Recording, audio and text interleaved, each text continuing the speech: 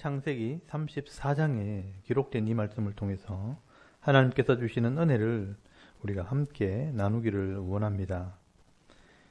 오늘 이 창세기 34장에는 야곱이 숫곳에서 당한 고난에 대해서 기록을 하고 있습니다.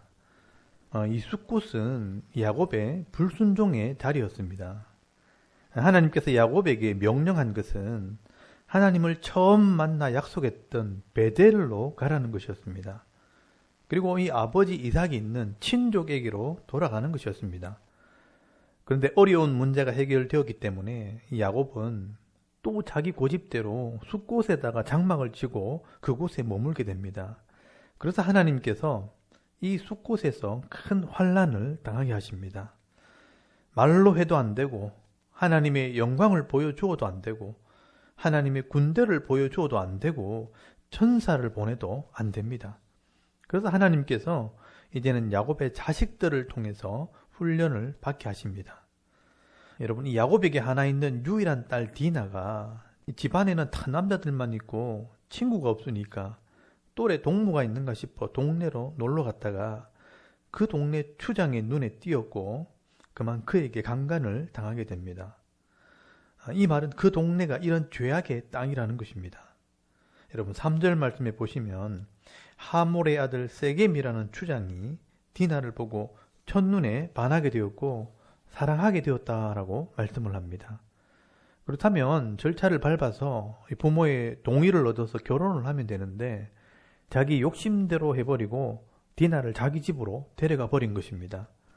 그리고 야곱에게 딸과 결혼을 하겠다고 통보를 한 겁니다.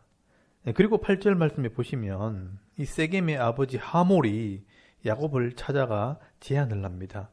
당신의 딸을 우리에게 주고 우리의 딸들을 당신에게 줄 테니 서로 통혼하고 물건도 사고 팔고 하면서 거래를 합시다 하고 제안을 하게 됩니다. 이때 야곱의 아들들이 듣고 있다가 거짓말로 약속을 하게 됩니다.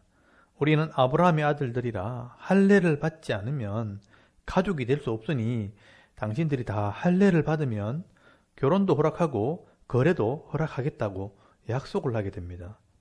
그래서 이 세겜은 그 동네 추장이라 이 소식을 숫곳에 있는 사람들에게 다 전했고 당시에 야곱은 거부였기 때문에 우리가 야곱의 가족들과 결혼을 하고 거래를 하면 저들의 많은 재산들이 다 우리의 것이 될 것이라고 설명을 하면서 우리가 다 할례를 받자고 제안을 하게 됩니다.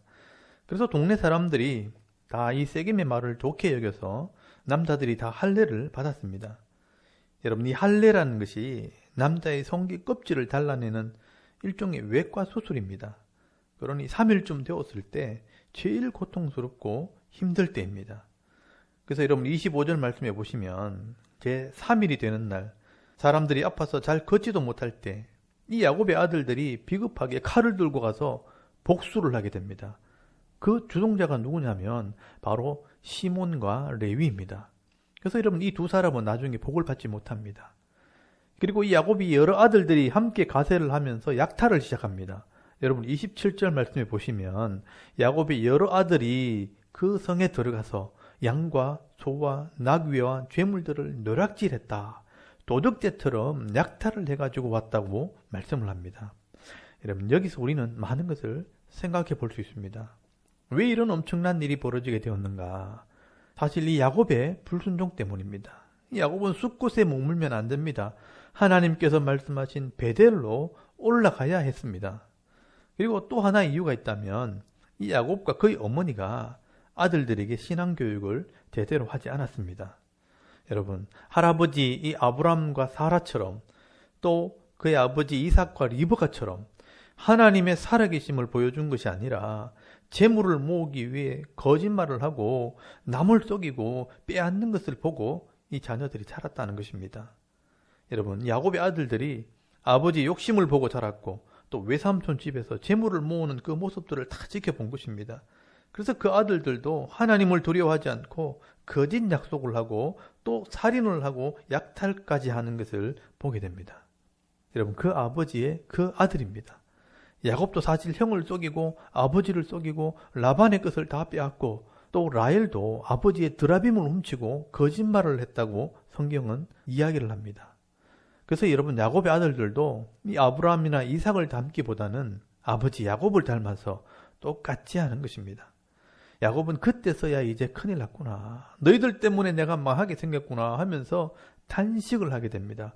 여러분 34장 30절 말씀에 보시면 야곱이 시몬과 레위에게 이르되 너희가 내게 화를 끼쳐 나로 하여금 이 땅의 주민 곧 가나안 족속과 브리스 족속에게 악취를 내게 하였도다. 나는 수가 적은즉 그들이 모여 나를 치고 나를 죽이리니 그러면 나와 내 집이 멸망하리라 라고 말씀을 합니다. 여러분 야곱은 아들들에게 원망을 합니다.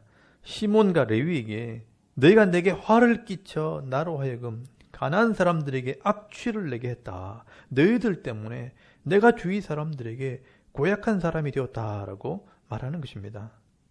그리고 또 이 야곱이 걱정하는 것은 내가 이제까지 모은 재산 다 잃어버리게 생겼다. 나와 내 집이 멸망하리라 라고 말씀을 합니다.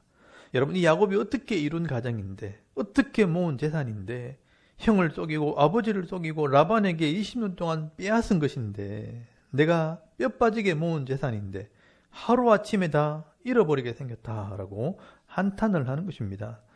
여러분 이게 야곱의 불신앙이고 인간적인 모습입니다. 어찌 보면 이게 우리의 모습일 수도 있습니다. 그러나 하나님께서는 이미 다 조치를 취해놓았습니다. 여러분 창세기 35장 5절 말씀에 보시면 그들이 떠났으나 하나님이 그 사면 고울들로 크게 두려워하게 하셨으므로 야곱의 아들들을 추격하는 자가 없었더라 라고 말씀을 합니다. 여러분 하나님께서 이 가나안 사람들의 마음에 두려운 마음을 주어서 아무도 이 야곱을 대적하지 못하게 만들어 놓았습니다. 여러분 하나님께서 약속하셨기 때문에 이 야곱을 지켜주시는 것입니다. 이게 바로 하나님의 은혜요, 하나님의 사랑이요, 하나님의 보호입니다. 여러분 우리가 예전에 불렀던 이 복음송 중에 나의 등 뒤에서 나를 도우시는 주라는 복음송이 있습니다. 그처럼 하나님께서는 이 야곱의 뒤에서 이 야곱을 도우시는 분이었습니다. 그래서 오늘도 우리의 믿음의 눈을 열어야 합니다. 믿음의 눈을 열어 내 뒤에서 나를 도우시는 그 하나님을 볼 수 있어야 하는 것입니다. 근데 이 믿음의 눈이 언제 열리느냐? 여러분 내 욕심을 내려놓아야 보이는 것입니다. 제가 좀 더 강하게 얘기하면 내가 죽어야 보이는 것입니다. 내 욕심, 내 계획, 내 고집이 내 마음속에 가득할 때 이 하나님 마음은 보이지 않는 것입니다. 그래서 하나님께서 그것을 내려놓게 하시려고 구렁텅이에 던지시고 아무도 도와주지 않는 어려움 속에 그냥 던져버리시고 하나님만 의지하도록 하시는 것입니다. 여러분 그때 모든 것을 내려놓고 하나님만 의지할 때 하나님께서 다시 회복시켜 주시고 은혜를 베풀어 주심으로 평강을 누리게 하시는 것입니다. 그래서 여러분 창세기 35장에는 이 야곱이 불순종의 다리에서 일어나 이제 순종의 다리로 나가게 되는 것을 보게 됩니다. 여러분 그게 베델로 올라가는 야곱의 모습입니다. 여러분 창세기 35장 1절 말씀에 보시면요. 하나님이 야곱에게 이르시되 일어나 베델로 올라가서 거기 거주하며 네가 네 형 에스의 낯을 피하여 도망하던 때에 네게 나타났던 하나님께 거기서 제단을 쌓아라 하신지라 라고 말씀을 합니다. 여러분 이 베델이란 말이 하나님의 집이란 뜻입니다. 처음 하나님을 만났던 그곳 이 베델 하나님의 집에서 제단을 쌓아라 라고 말씀을 하십니다.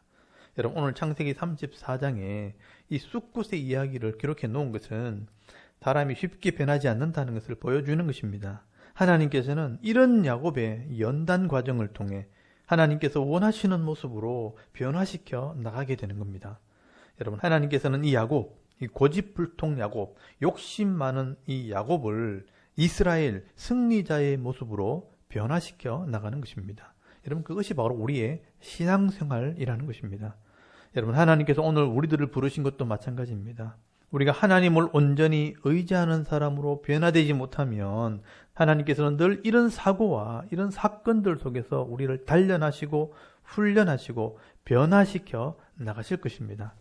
여러분 오늘도 여러 가지 세상의 이 복잡한 문제 속에서 이 하나님의 마음을 깨달으시고 야곱처럼 점점 성숙하고 성장해 나감으로 하나님께서 나를 위해 준비해 놓은 이 은혜와 복을 잃어버리지 않는 믿음 있는 성도들이 다 되실 수 있기를 주의 이름으로 축원합니다. 아멘. 우리 잠깐 기도드리겠습니다. 오늘도 내 고집대로 사는 것이 아니라 하나님 말씀에 귀를 기울이고 순종하는 삶을 살게 하옵소서. 또 나라와 민족을 위해 기도해 주시고 또 섬기는 교회를 위해 또 우리 가정의 자녀들을 위해서 오늘 내가 해야 할 일들을 위해서 기도하시고요. 오늘 하루 삶을 또 시작할 수 있기를 바랍니다.